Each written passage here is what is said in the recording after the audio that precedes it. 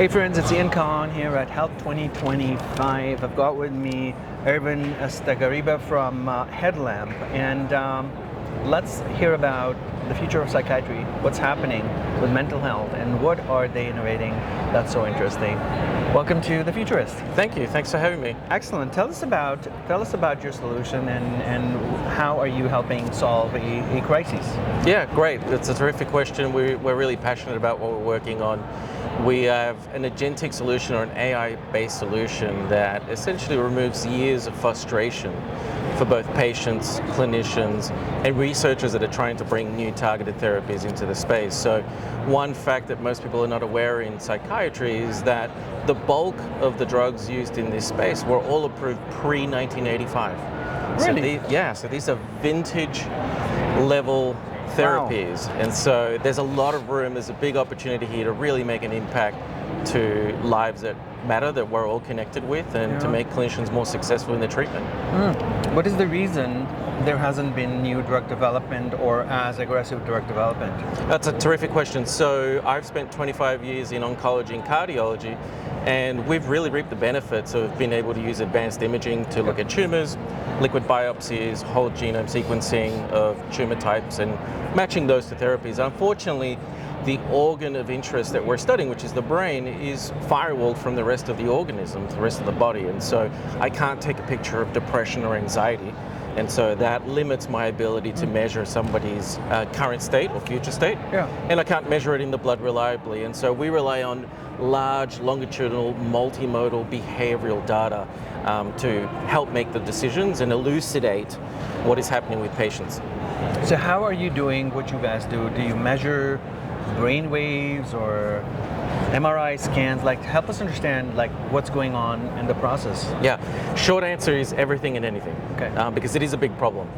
The good news is that we now have these very large foundational models that help us really look at trends and signals between imaging, behavioral data, wearables, for instance, and a lot of real-world evidence that is self-reported, like mood, sleep, etc. Yeah. So you're looking at multiple types of data.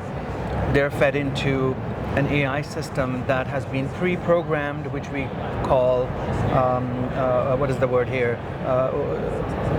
There's the multimodal, there's the different types of AI that are coming together, being trained in a very specific area. So we're not throwing things on ChatGPT. No. Once that is done, it can detect when there's data that's fed into it. Yeah, we can actually ask, our mission is to find the right therapy for the right patient at the right time. Yeah. And we can actually answer and ask that question bi-directionally. So for a patient, we can find with their medical history, with their entire slew of data that we're able to collect, find that right therapy for them. But conversely, for a researcher, we're able to take a new molecule that's never been in human and say, hey, if we were to introduce this molecule into the population, what would an ideal patient subset look like that would benefit from this molecule? And obviously that's how we're bringing a lot more precision into how molecules are matched to patients. Yeah, so with things happening within AI generally, where are we headed with your technology? What is on your dream list of things to do in the next 3 to 5 years? Yeah, it's 3 to 5 years is a long time in AI, as we've seen just over the last 12 to 18 months.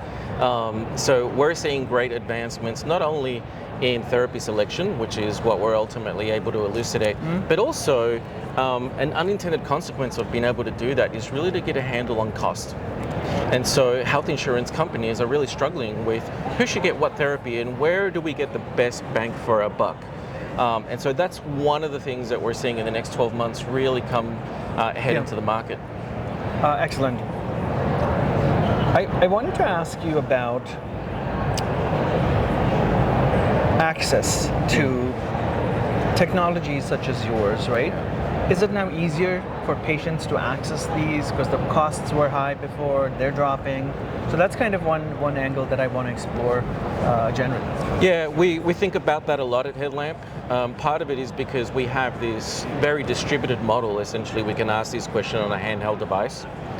So that's a big change from even 10 years ago in this industry. But more so, for those individuals that have the most cutting edge well-resourced psychiatric centers, not everybody has access to those. And so if we're able to democratize and ask the same question to get the same reliable predictive answer across the board, then somebody who is undergoing treatment at Stanford, for instance, can get the exact same treatment as somebody who's in a remote rural area, for instance, in the United States. Yeah.